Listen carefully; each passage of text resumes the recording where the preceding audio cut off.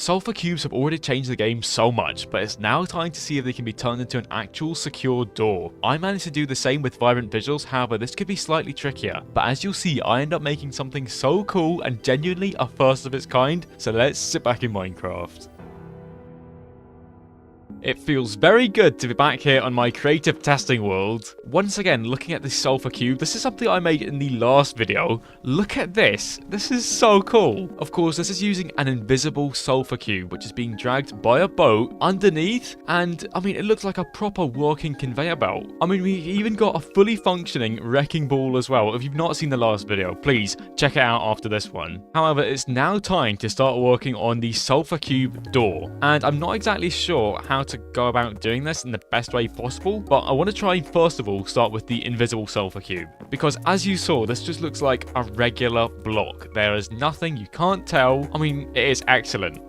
So let's first things first, place down a sulfur cube, turn them into stone. Let's get a second one because it's a 2-block tall door. And then I think it's going to be as simple as getting a lead, getting a fence, and then basically trying to stretch this guy out as far as possible all the way over here. So if we get the lead there, we can shove this guy into our doorway. And then in the last video, we discovered that these need to be 7 blocks away in order to be stretched out all the way. And then we can attach it there and... maybe not. Maybe that's not going to work quite as well as I hoped. Let's push that guy. He's sitting at an angle. That's really annoying. So maybe we have to try and maybe hang him from above. I mean, that could work. We attach him like that. And he's hanging at slight wrong variation. I mean, not quite. Maybe he needs to be over this way instead, like that. That's slightly better. I mean, not perfect. Why is this so much harder than I thought it'd be? I mean, right now we've got a vertical slab. I mean, if we fill that in, get an invisibility potion in there, we now have a vertical stone slab. I have, however, just noticed that that is considerably lighter to the rest of the wall, which makes me think maybe that isn't going to work. And there's even a gap underneath as well. Maybe that's not going to work as well as I thought. Maybe we can't really use an invisible sulfur cube. Now, taking a look at my vibrant visual puzzle door, we've got this kind of combination lock where you have to look at the sundial, determine which side is the correct time that you need to go for. You can see it's going to line up with the one that's slightly different at 3 o'clock, and then 3 words light up, which then tell you the combination. You can then rename the paper, rename it here, throw it in there. It's really cool, but it's a proper puzzle door, which you have to use logic to get unlocked, which I think is kind of the route that we need to go down. So now, I guess we could maybe do something like this, where if you had a sulfur cube there, and that's slightly too small, with a block in it, you could maybe hit the block, you have to try and get it through that gap. I mean, that's not really that creative. And we could maybe try a similar idea using this pipe system, where maybe you've got to try and push sulfur cubes through a pipe. The correct pipe then unlocks the door. The incorrect pipe maybe ends up killing you. I'm not exactly sure. And in fact, on our Discord, there's a link to join in the description, by the way. I got an idea from Illusionist, who suggested some kind of ice sliding maze. So I wonder if we maybe try and make some kind of maze like this, where if we build this out kind of like this, and then we cover the top with glass like that, we can then punch in some holes every so often. We can then fill the underneath with blue ice. I think you can see exactly what I'm going for. We can then get a sulfur cube with some blue ice inside, and now we can slide this guy around, and then he's gonna have to try and crack the maze. Now, he's not really sliding terribly much, but if we hit this guy when he's underneath, look at that, he's just going to slide around. We can then knock him up that way as well. I mean, this is slightly trickier. We may need to try and make this out of walls, but I think you can really see the premise here and how this could be a proper difficult combination lock, maybe with multiple sulfur cubes. We maybe need to knock them onto certain pressure plates as well, or maybe if we get ourselves some dispensers, fill all the dispensers with snowballs like that, and then instead use dispensers to basically move this guy around. I mean, the possibilities here are really quite endless.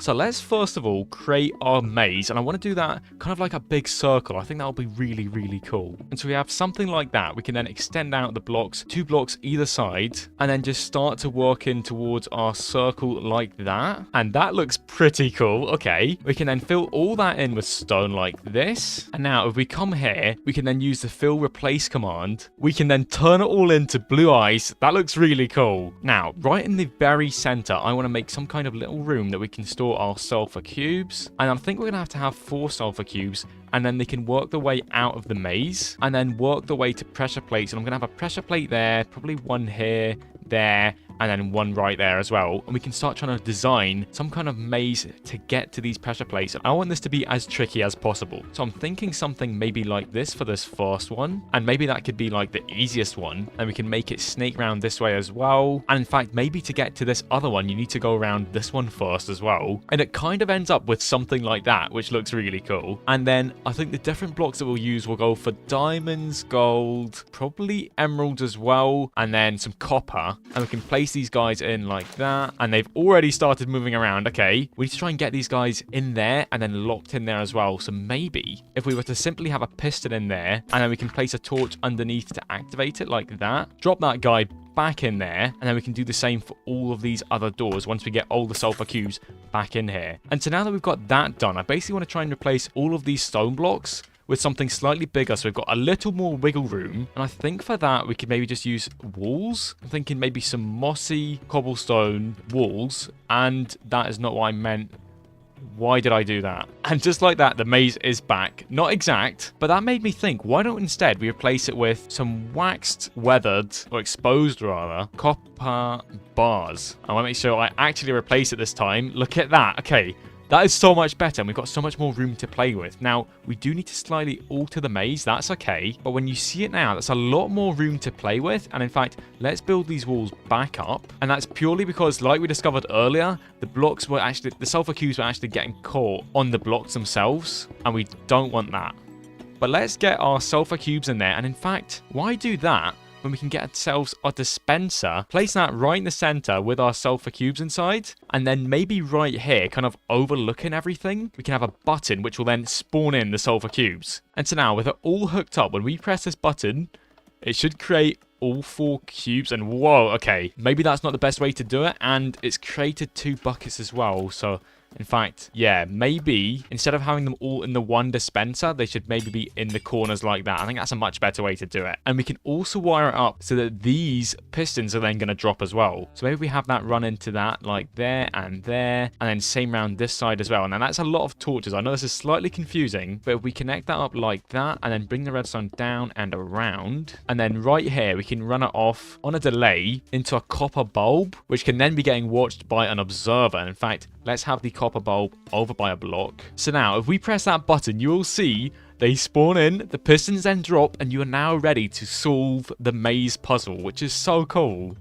Now, I think to make it slightly easier, I'm going to place some redstone lamps underneath these pressure plates as well, just so that the sulfur cubes don't slide as much when they're going over it as well. But let's, first of all, try and get one of these in, and man, you are hard to push. Maybe we need the knockback sword, and yeah, that is so much better. Let's push this guy along, trying to solve that maze, and that's not going to work. We're going to have to go. That is really cool. That's one of the benefits using these bars, is you think you can go somewhere, but you can't. Okay, we can knock this guy around like that, this way as well, and then onto his pressure plate, hopefully. That's a tricky one in there. And look at that. Activated, it then stops. That is perfect. Now, before we continue solving this puzzle, I want to actually spend some time creating the redstone that's going to make this actually function.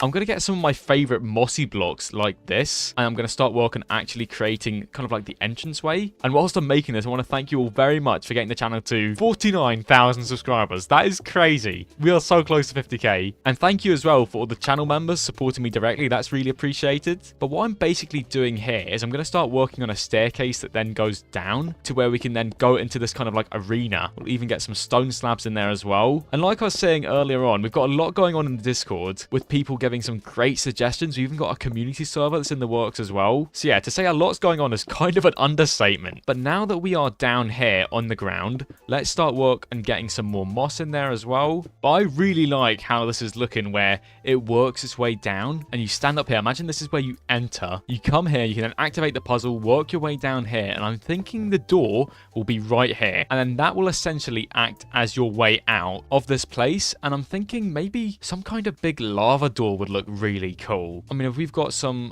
blocks under there, we can then build up like this, create some kind of overhang along the top, get some dispensers back here as well, place in some lava buckets, and then with a little bit of redstone, take a look at that. That is so cool.